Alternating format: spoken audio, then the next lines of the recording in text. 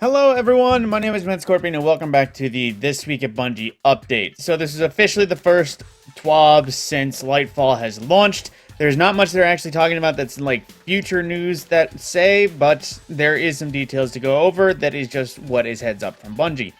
So there's going to be some updates, which I'm not sure if this has landed officially just yet, because I did turn on my console and load up Destiny around 5 o'clock today.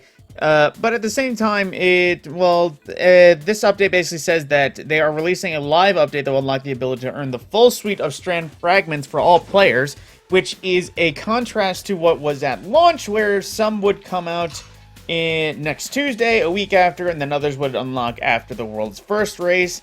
But then I guess now, they're unlocking all of the Strand Fragments for us. We just have to be able to, actually buy them ourselves. So, there we go. Then, as well, with the story, they wanted to reiterate Season of Defiance, the music of Lightfall, and a variety of other things, including the Darkness Unveiled, which is insights on the the enemies. Let me say Callus as well as the Witness, of course. But then that goes into the next bit, which is the Among Us crossover. Now, unfortunately, we're not getting Among Us stuff in Destiny 2. Among Us is getting Destiny 2 stuff. That's basically what it is. So we see, obviously, their costumes of the sort for Among Us itself. And we'll get Saint 14, Osiris, Shax, the General Titan, Hunter, and Warlock, Eris Morn, Mar Sov, and pets in Among Us in the forms of the Puka, the Ghost, the Hiveworm, and a Paracausal Surprise, which I'm guessing might just be a little traveler or a horse. But then at the same time, there is that sort of stuff. And they're also inviting people to, while there is not Destiny 2 Among Us stuff, there is, or Among Us stuff in Destiny 2, they want to see the best crossover art that people can make from, this. And the Cosmic Cube is available now and will remain available until the 30th of 2023. So go ahead and get to it if you wish to earn those cosmetics. Now as well, Raid Race, of course, confirmed new Root of Nightmares Raid launches next week on Friday on the 10th.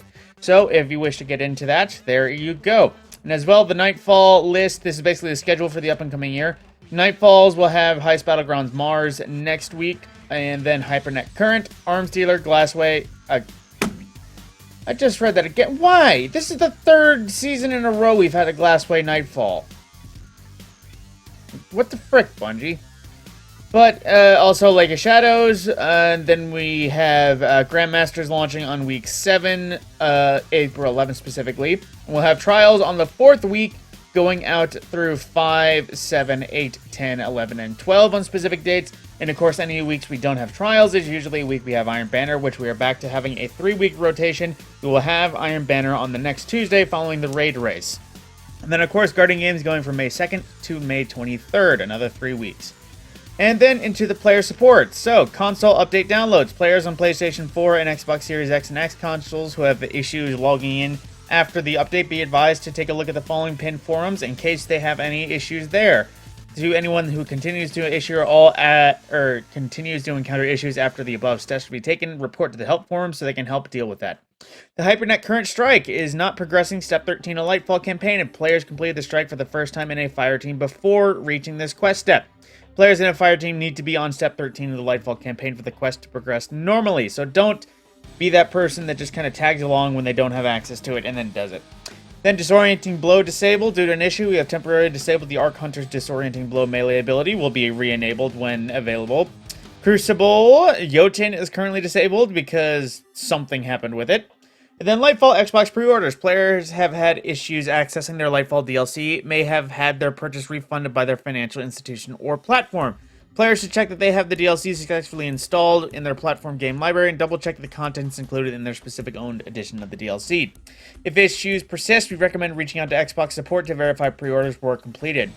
And then of course, known issues. Going forward, opening the accommodation snapshot screen on consoles may cause the game to crash. While investigating an issue preventing players from creating Find Fireteam posts via Bungie.net and companion app, there has been a fix, apparently. Text chat visibility may appear faded or difficult to read on certain light backdrops. Non-Lightfall quests and incorrectly appearing under Lightfall tab in the quest window. Master Dungeons are not displaying Artifice Armor as a possible reward. The names of Season Defiant Season Pass Ornament Set and Seasonal Armor Sets are swapped. Some players may not be unable to join competitive Crucible matches as their in-game suspension is scheduled to expire, same as earlier.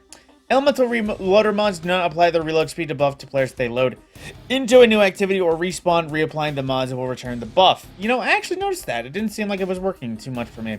The Guardian rank seasonal reset text incorrectly states that 6 through 10 are advanced ranks and players at these ranks will reset to 5 at the end of the season.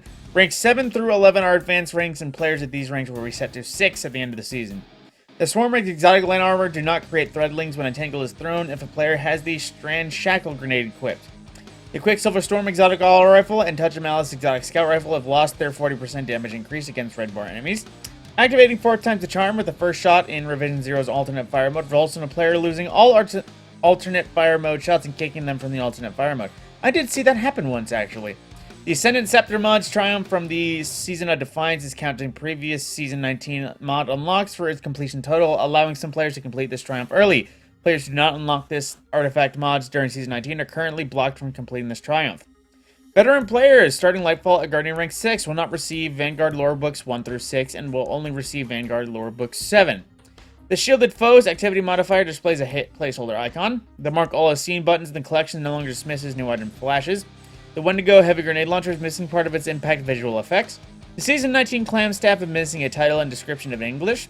And the Dimensional Hypertalk Droid grenade launcher can roll with a ranged masterwork despite not having a ranged stat, as well as the Manticore exotic machine gun cannot be obtained from collections. And of course, if there's any known issues, consult the article and report anything to the help forums if you come across those yourself. And then a emblem going for Women's History Month, and as well donations for anyone that is willing to. And then a new home for place. Well, I guess no words. I guess there's a lot of Sony and collaborations and stuff. So okay, yeah, a lot of the partner studios, I guess, because I've heard that Bungie was bought by Sony. But a lot of the partner game studios that were making things are making their own companion art for Bungie, and Destiny's seeing a bunch of different things here. So pretty cool there. But then that's pretty much it. There is Cohorts, Movies, and Arts of the Week. But if you wish to explore those, you can always go for it yourself or check out the Bungie arts on Twitter. With that, my name is Matt Scorpion, and I will see you in the next video.